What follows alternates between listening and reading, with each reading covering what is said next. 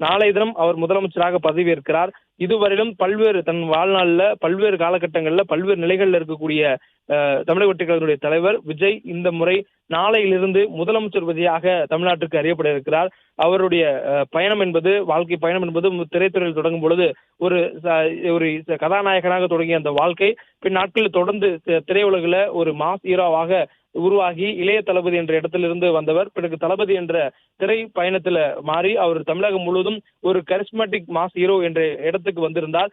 அதில் இருந்து தன்னுடைய தொண்டர்களை விஜய் மக்கள் இயக்கம் என்ற அடிப்படையில நல்வழிப்படுத்தி பல்வேறு இடங்களில் நலத்திட்டம் கொடுக்கக்கூடிய ஒரு சமூக தொண்டாற்றக்கூடிய ஒரு நட்பணி இயக்கமாகவே மாற்றி வைத்திருந்தார். தொடர்ந்து தமிழ்நாடு முழுவதும் பல்வேறு காலகட்டங்களில் ஏற்படக்கூடிய இயற்கை பேரிடர்கள் உள்ளிட்ட நேரங்களில் அவருடைய இயக்கத்தை சார்ந்த உதவி செய்வதற்கு அறிவுறுத்தல் கொடுத்திருந்தார். அந்த சூழல்ல தொடர்ந்து மக்கள் நல பணிகளை களத்திலிருந்து செய்து வந்த நிலையில 2011 முதல் முறையாக அரசியலில் தன்னுடைய ஆதரவை அதிமுக வழங்குவதாக தெரிவித்திருந்த சூழல்ல அதற்கு பிறகாக அவருடைய அரசியல் நிலைப்பாடு நேரடியாக எந்த கட்சிக்கும் இல்லாத சூழல்ல தற்பொழுது அவருடைய கட்சி 2 ஆண்டுகளுக்கு முன்பாக தமிழக வெற்றி கழகம் என்று நேரடியாக அரசியல் களத்துக்கு வந்திருந்தார். அதன் மூலமாக தமிழக வெற்றி கழகம் என்ற அரசியல் இயக்கத்தினுடைய தலைவராக பரிணமித்திருந்தார். தலைவராக பரிணமித்தவர் இன்று தமிழ்நாட்டுடைய முதலமைச்சராக மக்கள் ஏற்றுக்கொண்டிருக்கிறார்கள்.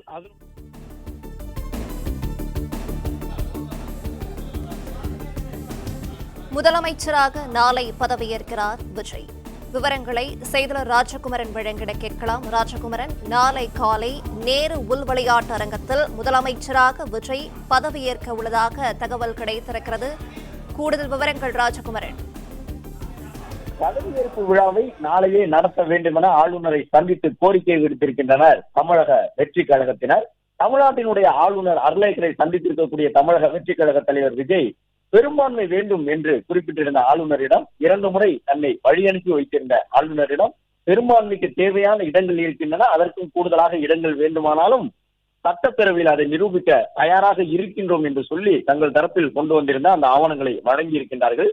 அதன்படி 118 இடங்களுக்கான அதிகாரப்பூர்வ ஆவணங்கள் இடம்பெற்றிருந்த நிலையிலே தமிழ்நாட்டு ஆளுநர் அர்லேக்கரிடம் நாளையே பதவியேற்பு விழாவை நடத்துங்கள் என்ற ஒரு கோரிக்கையினை தாவேக்காவினர் வைத்திருக்கின்றார்கள். ஏனென்றால் வாக்கு எண்ணிக்கை முடிந்து விட்டது. புதிய அரசு அமைந்தாக வேண்டும், மக்கள் பணிகளை புதிய அரசு மேற்கொண்டாக வேண்டும்.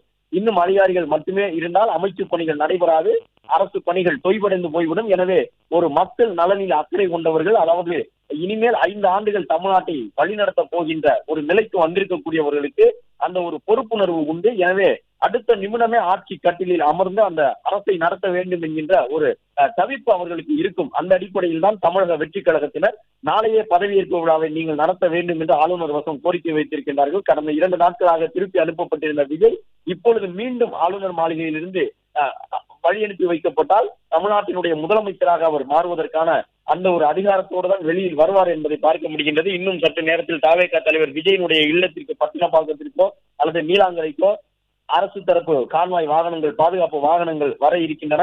தாவேகாவினுடைய தலைவர் விஜய் புதிய முதலமைச்சராக பொறுப்பேற்றுக் கொள்வது ஏறக்குறைய உறுதியாகிவிட்டது. நாளை காலை நேரு உள் விளையாட்டு அரங்கத்திலே மீண்டும் அந்த பதவியேற்பு விழாவிற்கான கோலாகலங்கள் தொடங்க இருக்கின்றன. ஏற்கனவே நேற்று பதவியேற்பு விழாவை நடத்துவதற்கு நிறைய ஏற்பாடுகளை செய்திருந்தார்கள். ஆனாலும் கூட நேற்று அந்த பதவியேற்பு விழா நடைபெறவில்லை. இருந்தால் என்ன, ஒரு நாள் தாமதமாக நாளை நடக்கப் போகின்றது விஜய்க்கான பதவியேற்பு விழா என்று சொல்லும் விதமாகத்தான் தாவேகா தலைவர் விஜயனுடைய கோரிக்கை உள்ளே இருக்கின்றது. அதாவது ஆளுநர் மாளிகைக்கு உள்ளாக சென்று அவர்கள் அந்த கோரிக்கையினை முன்வைத்திருக்கின்றார்கள்.